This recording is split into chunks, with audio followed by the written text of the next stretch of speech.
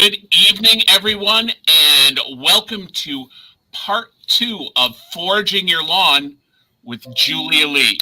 And this is not an April Fool's, just in case anyone was wondering, because you can't really do a part 2 and turn it as an April Fool's. That's a really good point, Tim. I think so, anyhow. But if anyone has any questions or comments, I want to say that right off the top, please just type them into your comments box on either YouTube or Facebook, and I will give these questions and comments to Julia either at the end or as we go. It depends, what your questions and comments are. So, honestly, without further ado, because you have not come to hear me talk, let's be honest. Let's get right to the lecture with Julia, and away we go. Hello, everyone. Welcome back. Thank you for joining us tonight. I hope everyone is getting excited with the spring weather. It's kind of spring, and I'm starting to see green things pop up, so I know I'm getting really excited to start foraging. And thank you for those who joined last week and are back tonight. I hope you guys are ready to learn more about foraging. And if you're like, oh my gosh, I didn't know this was a part 2. There's a part 1. Yes, there's a part 1. And you can see it. It's still on our Facebook page and the Manitowoc Public Library's YouTube channel. So if you missed that presentation last week, don't worry about it. You can still watch that and learn all about foraging basics tonight. So last week, we went into foraging basics. We're going to refresh a little bit of the safety, sustainability, and some strategies, because safety is the biggest one, of course. And we are going to go into even more plants. So last week we went into, not last week, but on March 18th, we went into dandelions, wild plantain, and violets, in addition to some of the background to foraging. So tonight we're going to do a little bit of a refresher, and then we're going to dive into 5 more plants that you can find in your own backyards and eat. So who's hungry? I know I am, always. Let's find some plants we can munch on. But before we start, we need a legal disclaimer. Woohoo! So, of course, we need one. So, again, the big thing to remember, never, ever, ever eat any wild plant unless you are 100% sure that you have identified an edible species.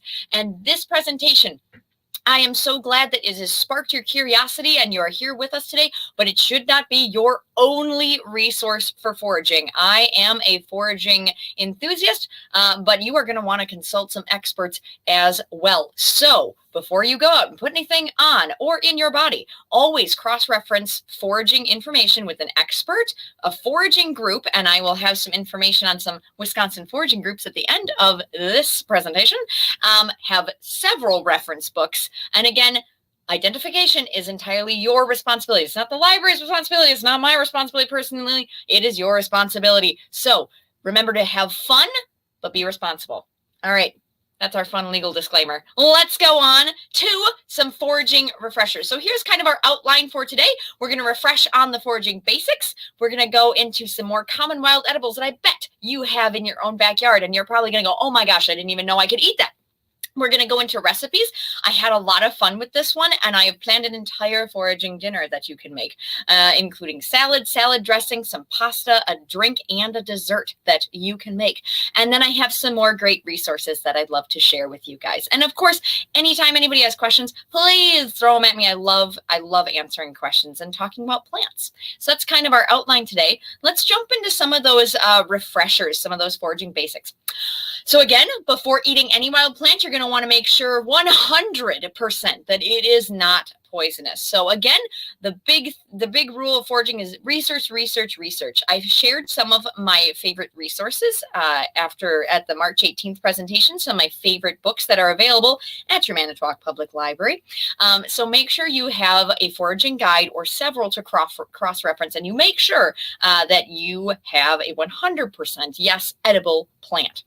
Another great tip is to find a mentor. If you know somebody in town, if you have an elder or a relative who forages, or if you can join a foraging group, finding a mentor who knows what's what is really helpful, because if you can have that person also identify and verify that's an edible plant, you will be much safer.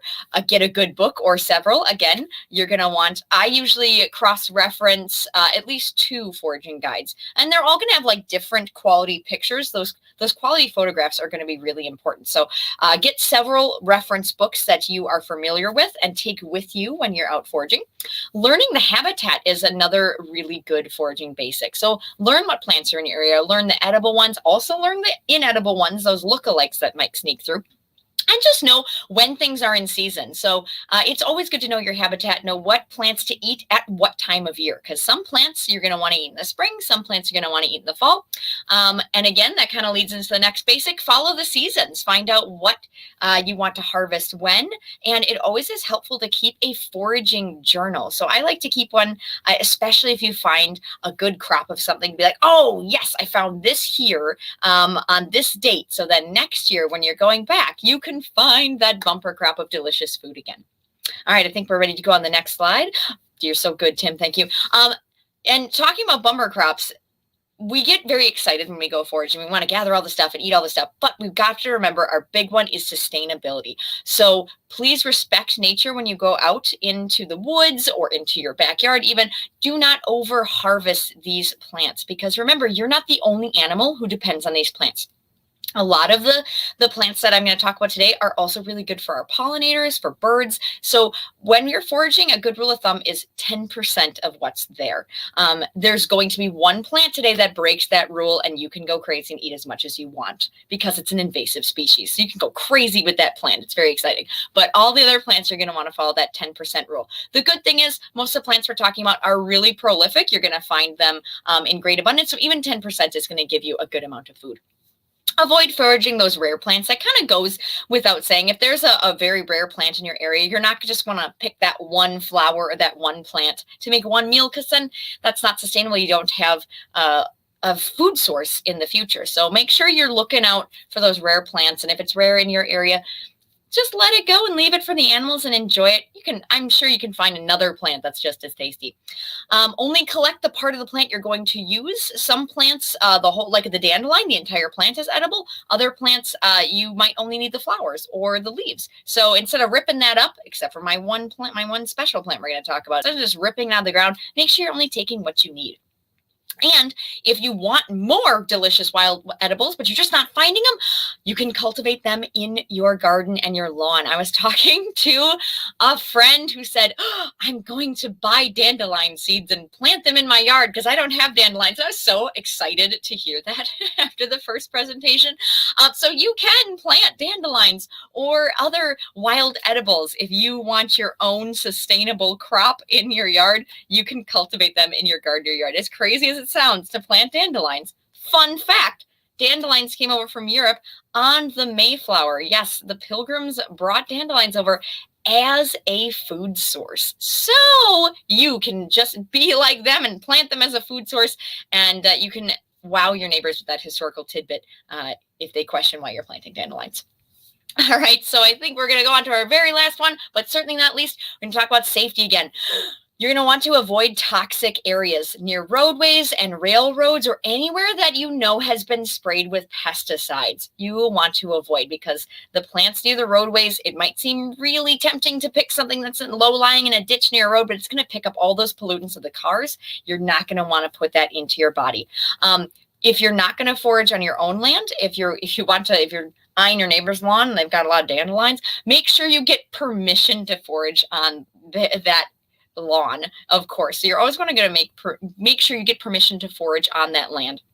Know your water source if you're foraging, especially for water plants or plants near the water. You're going to want to make sure that that water is clean, not polluted.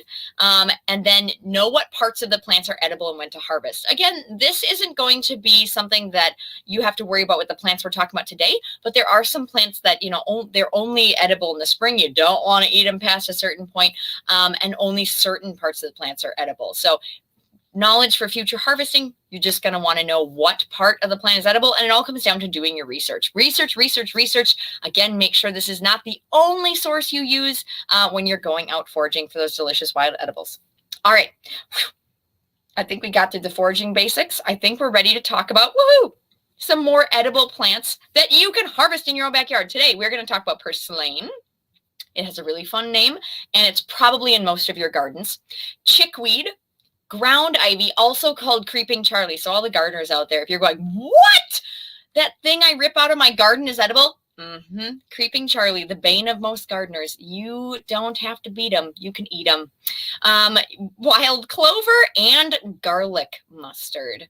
All right, so let's dive into one of my first and foremost favorites, purslane. This one was such a surprise for me. This little weed is one that you're going to find growing out of the cracks in your driveway. It thrives in poor soil. So you're going to find it growing out of cracks and sidewalks. And also, I find this guy in my garden all the time. I was pulling it out until I found it in a foraging guidebook, and I couldn't believe I could eat this. So it is a very nutritious plant, and it has distinctive, thick, kind of reddish stems that are hairless. And that's going to be a really important thing to remember. They're hairless stems and leaves, and it's a succulent. So it's got really fleshy leaves. I call them squishy. It's a succulent with squishy leaves, and it's packed full of nutrients. You can use it cooked or raw. Use it in salads, soups, and stews.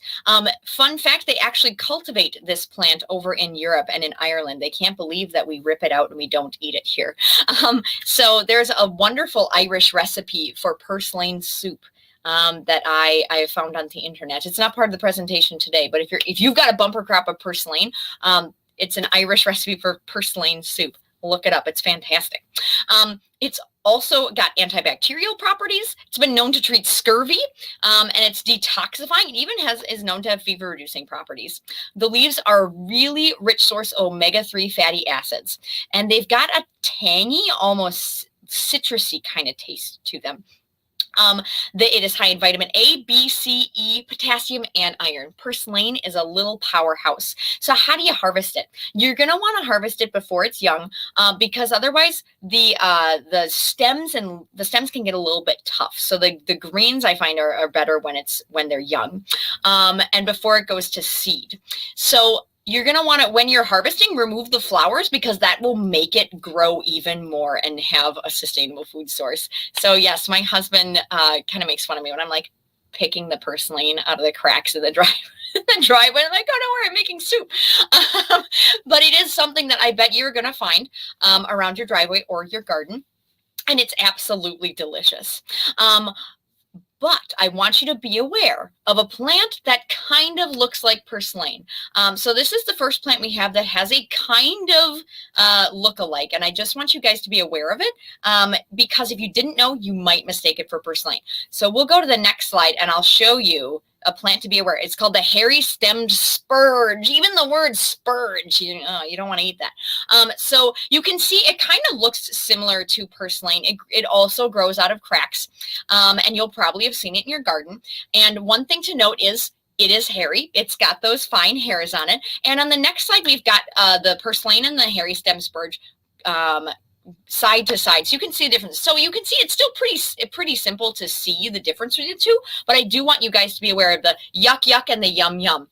So the yum yum purslane, it's a succulent. Again, it's going to have squishy fat leaves, and it's going to have a thick fleshy feeling to them. And the thing to look for is, if you can see in the picture, the leaves grow out in kind of a star shape in groups of 4. Again, something to remember, the purslane stems are smooth and hairless. And most importantly, if you break the stem, there's going to be a clear liquid. It's not going to be sticky and white. That is going to be the spurge. So if you look at the spurge, the yuck yuck, they are not succulents. They're actually in the same genus as poinsettias, which are also poisonous. For anybody who has like cats, and you have to keep the poinsettias away from the cats during the holiday season. These are in the same sort of family. They're not succulent, so the leaves are not going to be thick and fleshy. They're going to be pretty thin. And they're, as you can see in the picture, the leaves grow parallel to each other. So they don't have that star shape. They're just kind of in pairs. Most spurges have hair on them that you can see. Some are super tricky and they don't have hair on them. But again, they're going to have the paired leaves instead of the star shape of 4. And most importantly, if you break the stem of a spurge, it's going to be that white liquid, that white licky, sticky oozy liquid coming out of it, and that's a yuck. You don't want to eat that. So again, as you can see side by side, it's still pretty simple to tell the purslane from the hairy stem spurge, but I just wanted you guys to be aware of it, because if you didn't know about the spurge, you might think it's purslane. But as you can see side by side, there's some pretty distinct differences between the two. So if you look for the thick fleshy leaves, no hair on the stems or leaves, growing out of a star shape, and if you break the stem, it's a clear liquid, it's not white, you are good to go. It's purslane. And again, if you've got an expert or a mentor with you who can help you identify those, even better. Julia, before we move on, just a quick comment on purslane from someone following along. Sarah wanted to mention that purslane is a good side dish with tacos. So that's a good thing to know. On the yum side of things. Yeah, on the yum side, I've never tried purslane with tacos before. Sarah, you've got such good ideas. Thank you. That sounds delicious. I'm going to have to look up that recipe myself. And she's going to be on the lookout for the soup recipe that I think, and I'm blanking now, I think I also found that recipe in a book I checked out from the library. So if I remember what book title that is, I'll post it after the presentation. But if you look up like Irish purslane soup recipe, you should be able to find it on the internet as well. So thanks, Sarah. Okay, another one of my favorites. This is one, again, that I was like, as a gardener, I was ripping out of my garden. And then afterwards, I was like, son of a gun, I could have been eating this the whole time. And chickweed is delicious.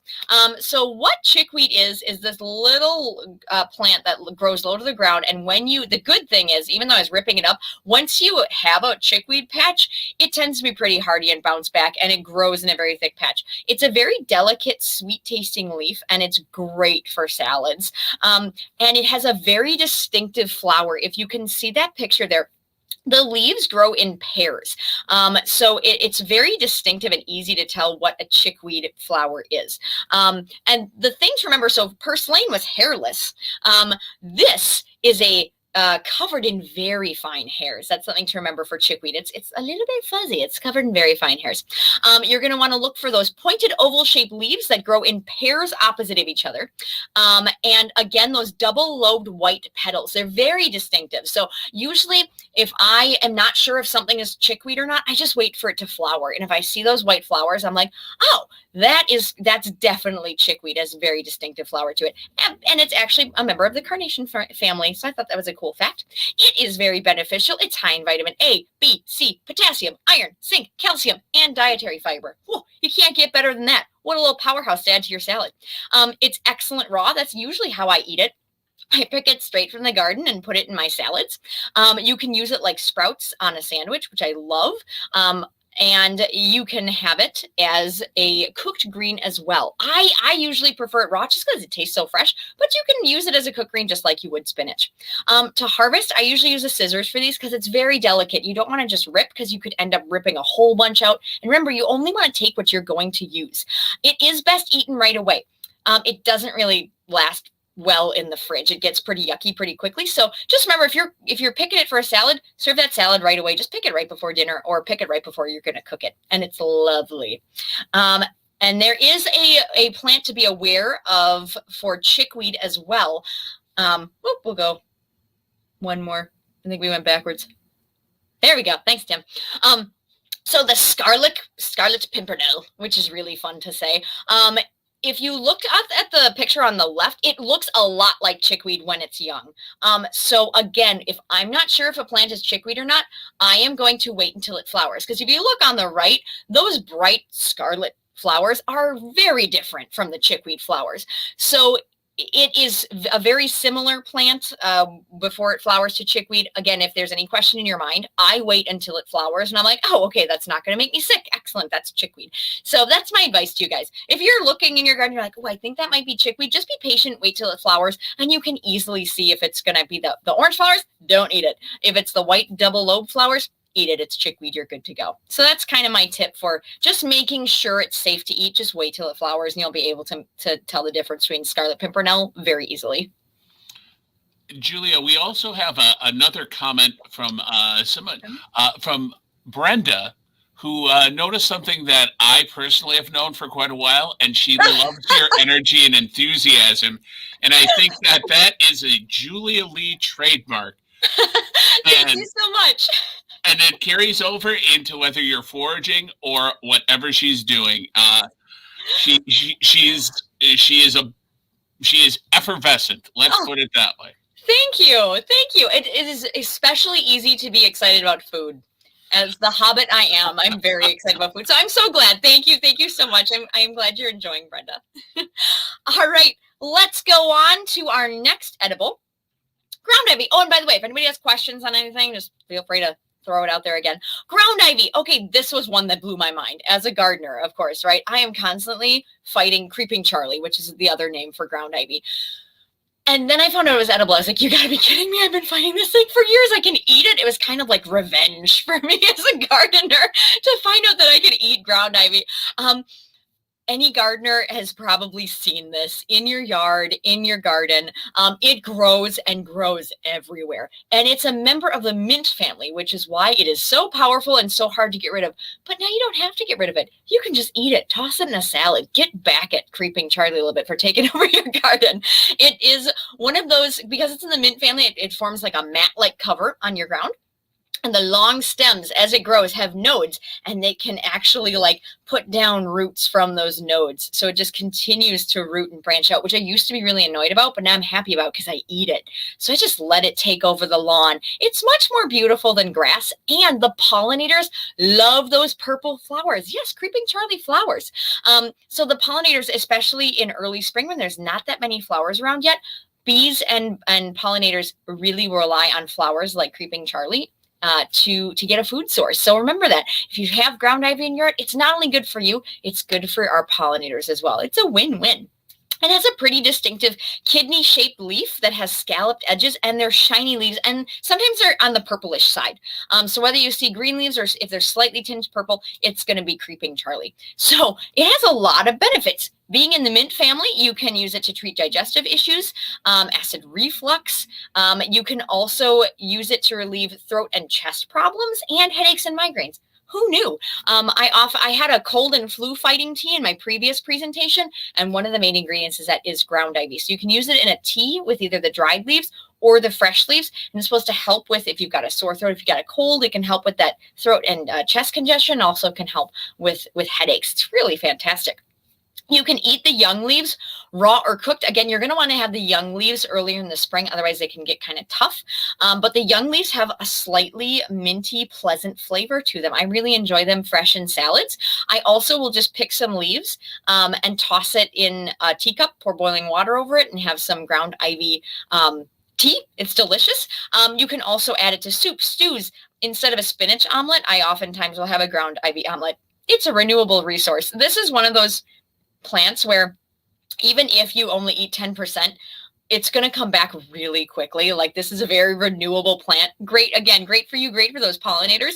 So you can eat a good amount of this. And next time you are out in your garden and you rip up some creeping Charlie from your garden, go put that in a salad. And just feel really good about yourself that you've harvested another crop from your garden. It's not a weed, it's another plant that you can eat. So again, how I harvest it, I either cut it off with a scissors. I'm being careful. If I'm annoyed with it because it's in my garden, I rip it up. So it really depends on how much there is and if it's creeping on into your garden too much. But again, it's in the mint family, so this thing spreads pretty prolifically.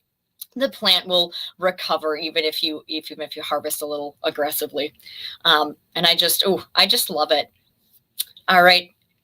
I hope I convinced you gardeners to eat some creeping Charlie, because it was one of those wonderful plants that I was so excited to eat because I have so much of it.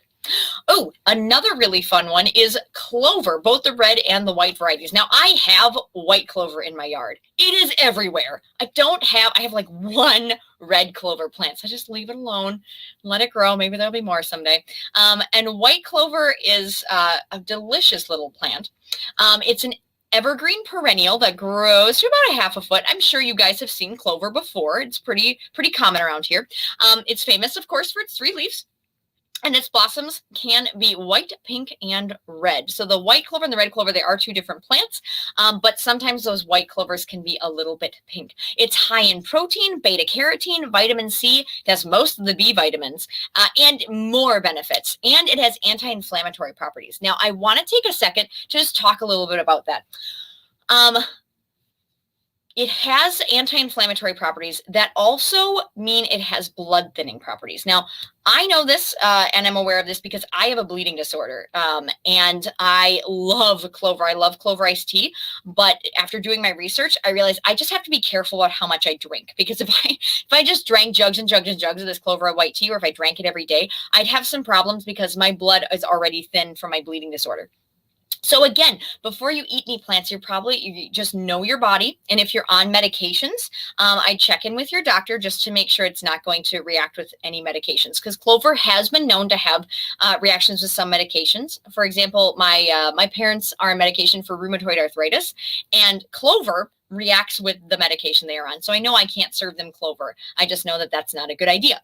So again, check with your doctor. If you're on medications, make sure that clover is not going to react with them.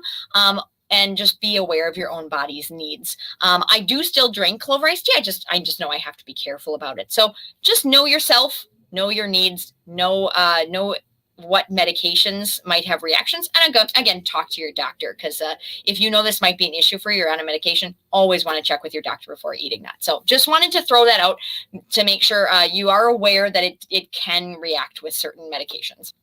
But I love having white clover iced tea. Again, white clovers all over my yard. The important thing is going to be to harvest those fresh flowers. You don't want to harvest flowers that are browned around the edges. Leave those for the bees. You're going to want to harvest those fresh ones. And you can also harvest the dried leaves. They kind of smell like mint. I'm sorry, not mint. They kind of smell like vanilla. So it adds that like vanilla aroma to, you can have a tea, or I oftentimes put clover in baked goods as well. The young leaves can be eaten in salad. Again, you're going to want to harvest those pretty early in the spring if you're going to eat clover, because past a certain point, it's pretty tough and you're not going to want to eat that. So that is clover in a nutshell. I mostly use it for tea, but I know that the leaves can be also delicious. Oh, you can go on, Tim. Oh, and this is garlic mustard. Can we make the garlic mustard picture big? I wonder if we can do that. Oh, perfect. I want everybody to get a good look at garlic mustard. This is going to be your best friend. Unfortunately, it's not the best friend of our local ecosystem. This is my one plant that you can break all the rules with, because garlic mustard is highly invasive. It's pretty easy to identify. I use mostly that white flower. You can see it's in the shape of a cross. And that's how I really know I've got garlic mustard. We can go on to the next slide, Tim. I just want everybody to take a look at your friend who's also our enemy, and we're going to eat this guy. So garlic mustard flowers, again, are really easy to recognize. They have that cross pattern to them. And we've got leaves that could either be kidney shaped, or they could be large with irregular teeth. Now, if you're looking at that lower picture of garlic mustard, that's young garlic mustard, you might think it looks like ground ivy. You'd be right. It kind of resembles ground ivy when it's young. The good news is both ground ivy and garlic mustard are edible. So if you mistake one for the other, that's okay. This one will just taste a little garlicky, whereas ground ivy is going to taste minty. So what can you eat on garlic mustard? Everything, which is great. You can eat the flowers, leaves, roots, and seeds. You probably don't want to eat the stems. They're pretty tough, actually. I take that back. Like, you can eat the stems, but I don't recommend it. Cooked, these leaves are delicious. I throw this into almost everything. The flowers can be chopped and tossed into salads. The leaves can be chopped and tossed into salads. You can collect the roots. They kind of have like a horseradishy flavor to them. So if you really like that, then you'll love garlic mustard. And in the fall, you can collect the seeds and eat them. So the good part of this plant is that you can eat it, and you can eat a lot of it. The bad news is it's really highly invasive, and it's really bad for our forest ecosystems. The roots, I believe, let off a certain enzyme that actually stops local mushrooms from sporing. So it takes over the forest, and then it stops our native mushrooms from sporing, and it just kills the biodiversity in the forests. So if you see this plant, rip it out. Have as much as you want, because it is really bad for our ecosystem. But on the plus side, it's really good for you. And there are tons of garlic mustard recipes out there. And like its name, it has like a garlicky, spicy sort of flavor to it. It's really delicious. It's just really bad for our local ecosystem. So go nuts with this plant. You don't have to follow the 10% rule. Just get it out of our forests. You'll be doing the environmental favor, and you'll be doing your dinner table a favor as well.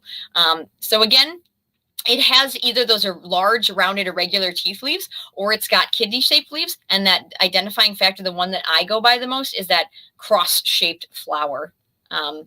So I believe it can have white flowers mostly. It's going to be white flowers. So take a look at it, learn to love this garlic mustard, and learn to eat it and rip it out of our local ecosystems.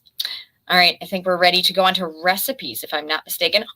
Recipes. So don't spray your lawn, saute it. We're going to have an entire dinner planned for you by these lovely edible weeds. So let's go into our main dish first of all, because I'm all about a main dish. I need something that's going to fill me up. We're going to do garlic mustard pesto. Pesto is super simple. If you've never made a pesto before, if you got a food processor blender, it is absolutely easy to whip up. And it doesn't have to be super fancy. Now, this recipe calls for 11 cups of lightly packed garlic mustard. That might sound like a lot. Trust me, if you find garlic mustard, you're going to find 11 cups of leaves. It's that invasive, and you're going to be taking that much home with you. So you will be taking 11 cups of garlic mustard leaves and their tips, loosely chopped. And it says pine nuts here. Pine nuts are kind of on the expensive side. So I usually use sunflower seeds or walnuts. Have fun. I've seen recipes that use basically every kind of nut. Or if you're nut free, you can try those sunflower seeds. Sunflower seeds is actually my favorite. And basically you take all the ingredients, whack it in a blender, and then you can put it over pasta. It's quite lovely, and it's as simple as that.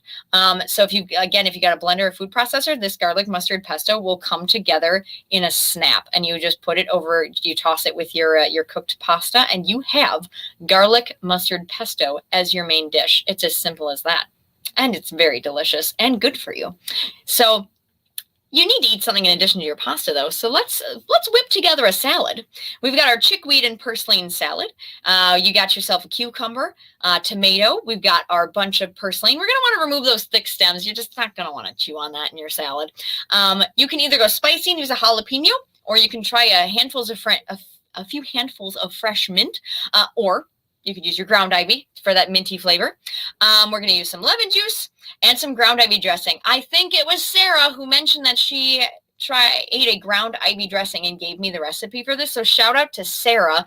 I am using your ground ivy dressing. I'm super excited to make it this year. So you're going to dress this salad up with some ground ivy dressing and some salt. And then you just combine all the ingredients. I usually put my salad dressings like into, we'll get into salad dressing actually. Sorry. We're going to toss all the salad together, and then we'll put the salad dressing on our chickweed and purslane salads. So let's find out about that delicious ground ivy dressing. And like I said, I think Sarah shared this with us during the last presentation. She mentioned she made ground ivy dressing. I was like, I must have this recipe. This sounds amazing. So thank you so much, Sarah, for leading me to a ground ivy dressing recipe. You're going to want olive oil, some good quality olive oil, some lemons, a quarter cup. I will probably add more because I have so much in my yard. But a quarter cup of ground ivy leaves, some sweetener, some garlic because everybody loves garlic, salt and pepper. And what I do is I usually put it in a food processor, and then I pour it into a mason jar, because then if it's sitting, I can shake it up and then pour it over my salad. So that ground ivy dressing is going to be so delicious, and I can't wait to make it. A little lemony, little sweet, little minty from our ground ivy. It's going to be awesome on your salad. But you need something to drink with your meal. So we're going to have some refreshing white clover iced tea. It couldn't be easier. You're going to get a cup of those fresh blossoms or a half cup of the dried blossoms, 4 cups of water, and then you're going to sweeten to taste. I usually like honey with this one because it plays really well with the vanilla flavor of the clover. And then a lemon wedge. And you're going to put the clover blossoms in a quart jar. You're going to pour boiling water over them, steep them, strain out the blossoms, put it over ice, and sweeten it. And that's it. And you can have a refreshing white clover iced tea with your garlic mustard pesto, and your chickweed and purslane salad. Oh, sounds just delicious. But wait, we need some dessert. Whatever are we going to eat? Dandelion lemon bars. I know, I love dandelion that much. I had to bring back some dandelion recipes. Last time I shared my wildflower cookies, and this time I'm sharing my dandelion lemon bars. So I'm not going to read through this whole recipe because it's a bit longer and more involved because it's dessert. But still, you can see like the ingredients are not, it's not pages and pages long. It's pretty simple. And again, the trick to dandelions is you're going to want to make sure you take off all the green parts on the outside of the flower because those are going to be bitter. You only want the yellow petals. So I usually take a scissors, and kids are great to help with this. If you want to do something fun in the kitchen together, you can have the kids help you take those dandelion petals out. And I know Tim is going to be sharing this presentation. So if you're like, oh no, I need these recipes, Tim will give some information at the end about how you can get this presentation and get these recipes at home. So Tim, you can just move forward to the second page. It just goes through, it's your basic lemon bar recipe with dandelions, of course, adding their delicious honey-like flavor to it. And it is a very simple recipe, and it's absolutely delicious. Who doesn't love lemon bars, especially in the summer? So there is your entire wild foraged meal that you can make with things that you can find in your own backyard. And Tim, we can go on to our resources. So again, my first resources, I have some new ones this time, but I wanted to share out my favorite Midwest foraging book. It's 115 Flavorful Edibles from Burdock to Wild Peach by Lisa M. Rose. That's kind of my go-to, my favorite foraging guide. We do have several others. I also recommend Sam Thayer's books and DVDs we have at the library. And he's one of the new resources, or his foraging group is one of our new resources. I also highly recommend the Wisconsin Natural Resources magazine. I get this magazine, and in spring 2021 edition, they had a whole article on foraging in Wisconsin. I was like, yes. So we also have the Wisconsin Natural Resources magazine at your local library. So if you don't have a subscription, you can check it out and check out the wonderful foraging article they did. It was wonderful. It was lovely. I said wonderful twice. Sorry. It was lovely. So we also have the Natural Resources Foundation of Wisconsin. They have guided field trips, and actually registration for their field trip started today for their 2021 field trips. In the past, they've had some foraging classes. I haven't had a chance to look through their whole catalog because it did just open today. But they also have like other naturalist-led field trips that focus on birding and plant identification and things like that. So check out the field trips. They may have, like I said, they've had some foraging ones in the past. They may have some in 2021. I know I will be checking those out. Full transparency, there are fees for those field trips. So just so you're aware before you go look at them, you do have to pay a fee to be able to take those field trips. I know I had talked about finding a foraging group might be a good idea. There are actually two that were promoted in the Wisconsin Natural Resources magazine. Foragers Harvest is by is a group created by I can't talk, by Sam Thayer. He is a naturalist and author. He's one of the preeminent experts in the field of foraging. So he's right here in Wisconsin. His website is foragersharvest.com. And again, he does have classes that you can take on foraging, but there is a fee with those as well, just to be transparent. So if you're looking for more intensive foraging and you're ready to really get out there and learn, Sam Thayer's group might be a good resource for you. And there's also Eden Wild Food. They have, again, more wild food courses in Wisconsin and based in the Midwest. Again, those do have fees associated with them, but that's another great group that you can join and learn from those naturalists and experts. And I have more resources on my previous presentation, but I know Tim is going to let you know in just a moment how you can access those again, because I do have a lot more resources on that. And I'm a good librarian, so I have all of my works cited here, including where I've got my recipes from. So again, if you want to look for more recipes or go back and discover some recipes yourself, you can check out any of these websites. Oh, awesome, you guys. I love talking about plants. I could talk about plants all night. I am so excited to get out there and start foraging and start eating and exploring. So I hope that I inspired at least one person to look at their lawns a little bit differently this spring and maybe see those weeds as delicious instead of enemies, or detrimental. Ooh, that's good. Delicious instead of detrimental. So if anybody has any questions, feel free to ask. Otherwise, I'll let Tim tell you how you can get your hands on a copy of this presentation and our original presentation. I can definitely do that. Before I get to that, though, you had brought up that dandelions were brought over as a food source. Now, a little bit of extra trivia. I'm sure you'll know this, though. What is the translation of dandelion? Oh, I don't know the exact translation, so I don't want to. I'll let you tell it. It's from the French, and the original term for it was dent de lion, which means lion's teeth. Oh, I knew it was. I was like, tooth, lion, something with teeth. Thank you. Well, I'm glad I could help out with just a little bit of trivia. Fantastic presentation. As always, just want to let people know that we archive everything on our Facebook page. If you want to watch this again, just wait a few minutes after we finish, and you can just click on the videos tab, and this will be the first thing that you see. Also, the other one is archived, and if I have time afterwards, I'll set up a playlist so that both of them are together, and you can just watch them.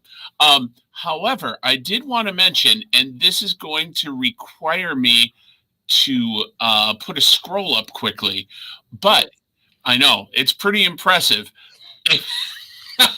Prepare to be amazed. If you would like to get a copy in PDF form of Julia's presentation, either from this evening or from 2 weeks ago, just email me at tgodzinski@manitowoc.org, and I will happily send you the PDF version of the presentation. It has all the recipes, all the resources, all the works cited, the whole schmear.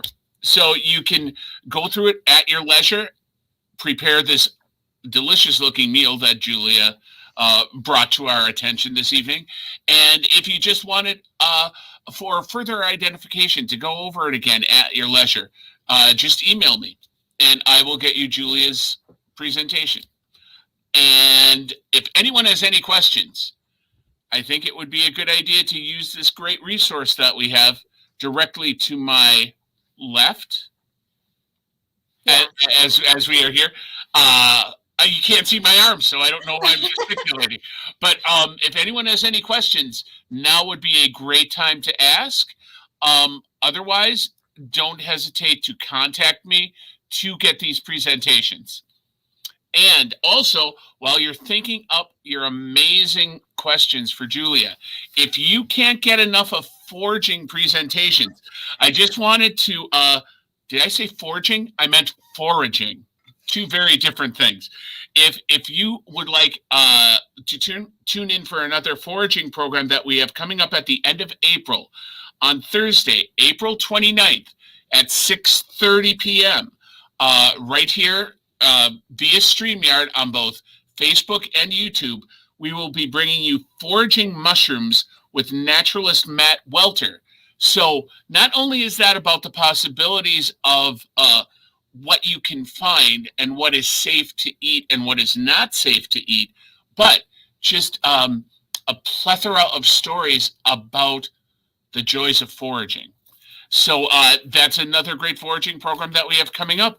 Julia, I think you've answered everyone's questions. That has to be it. So thorough that no one could possibly ask any questions. Thank you so much for the wonderful presentation. As Brenda brought up earlier, your energy and enthusiasm is infectious. I'm not much of a gardener, much less of a collector of things from my yard to eat, but I am definitely interested in this afterwards. So thank you so much for bringing this to our attention. Thank you, everyone, for tuning in.